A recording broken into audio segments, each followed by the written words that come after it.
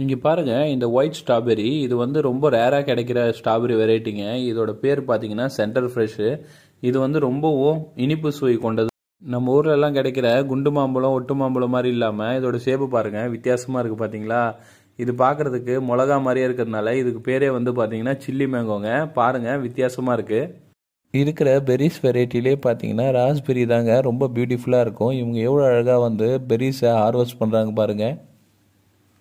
காடுகளில் அதிகமாக கிடைக்கக்கூட இந்த ரெட் கலர் மஷ்ரூம் பார்த்தீங்கன்னா ரொம்பவுமே ஆபத்தானதுங்க. இதை வந்து சாப்பிட்றதுக்கு யூஸ் பண்ணதில்லை, ஆனால் பார்க்குறதுக்கு எவ்வளோ அழகாக. வீடியோவில் நீங்கள் பார்க்குறதாங்க நிஃபா ஃப்ளம் ஃப்ரூட்டு. இது பார்த்தீங்கன்னா வியட்நாமில் தெருவோரங்களில் நிறைய வந்து விற்பாங்க. இது வந்து நம்ம ஊரில் கிடைக்கிற நொங்கோட ஒரு வெரைட்டி தாங்க இது. பாருங்க எவ்வளோ அழகாக வந்து பெரிஸை ஹார்வெஸ்ட் பண்ணதுக்கு ஒரு எக்யூப்மெண்ட்ஸ் இருக்குது பாருங்க. பார்க்கவே ரொம்ப நல்லா இருக்குது இந்த டெக்னிக்கு.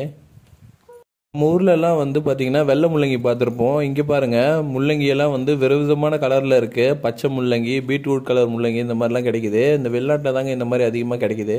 நம்ம ரெட் கலரில் நிறைய ப்ளம்ஸ் பார்த்துருப்போம். இங்கே பாருங்க yellow and red colour plums பார்க்கறதுக்கே ரொம்ப நல்லா அழகாகவும் இருக்குது. இங்கே பாருங்க இந்த ப்ளம்ஸ் எவ்வளோ அழகாக இருக்குது பார்க்கறதுக்கு. இந்த ப்ளம்ஸோட பேர் தாங்க புர்னிஸ் ப்ளம்ஸ். பாருங்க எவ்வளோ அழகாக பர்பிள் கலரில் இருக்குன்னு.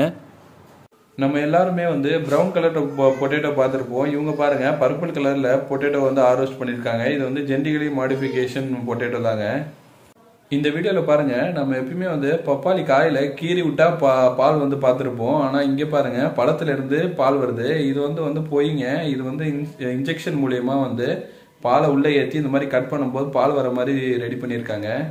இந்த வீடியோவை பாருங்க எவ்வளோ வித்தியாசமா இருக்கு பாருங்க. இந்த பழங்கள், இந்த பழத்தோட பேர் தாங்க எலிஃபென்ட் ஆப்பிள். பாருங்க கட் பண்ணி உள்ள பார்க்கும்போது இந்த விதைகள்லாம் எப்படி இருக்குன்னு.